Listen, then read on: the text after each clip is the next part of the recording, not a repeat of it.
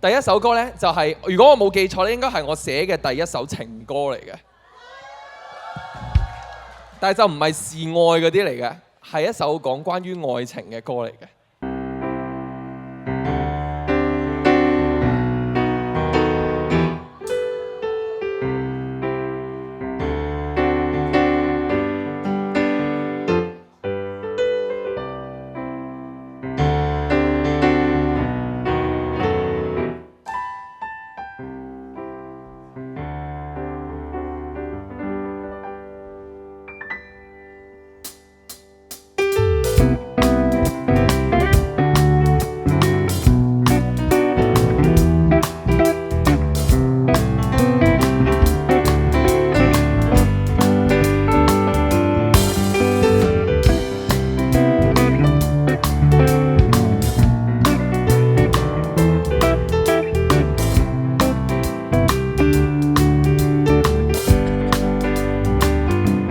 若愛戀會再來一次，別要分手別離一句句。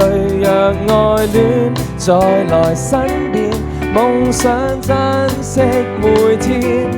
你講的我會藏心裏，願有天幸福教堂去。在你的愛裏，原來最重要。sorry 唔記得歌詞嘅。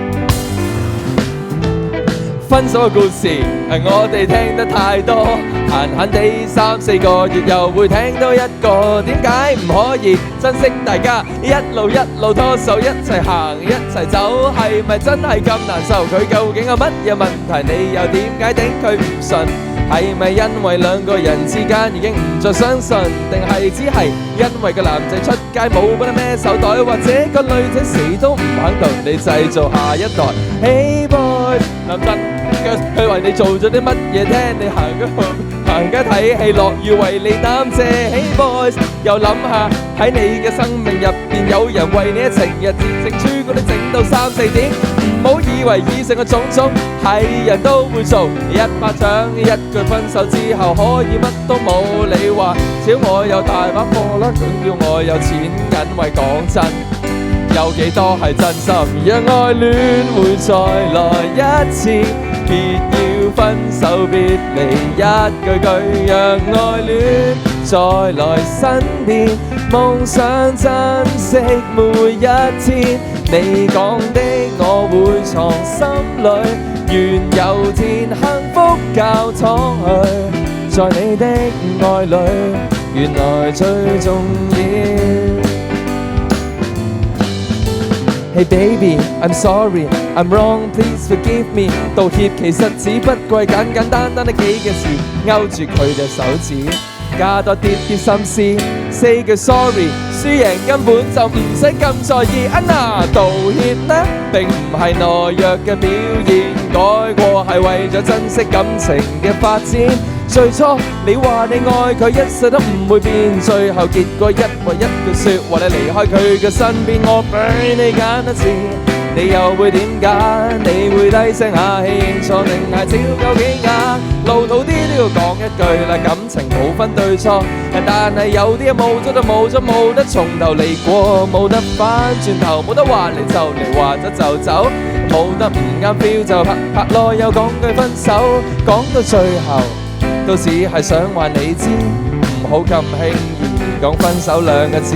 讓愛戀會再來一次，別要分手別離一句句。讓愛戀再來身邊，夢想珍惜每天。你講的我會藏心裏，願有天幸福教堂去。在你的愛裏，原來最重要。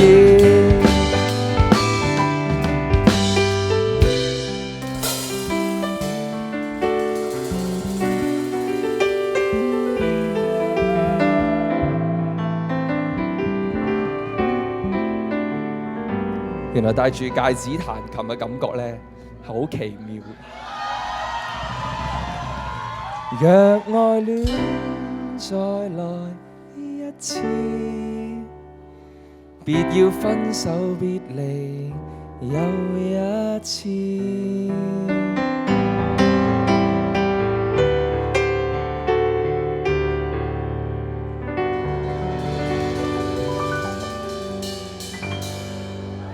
Thank you。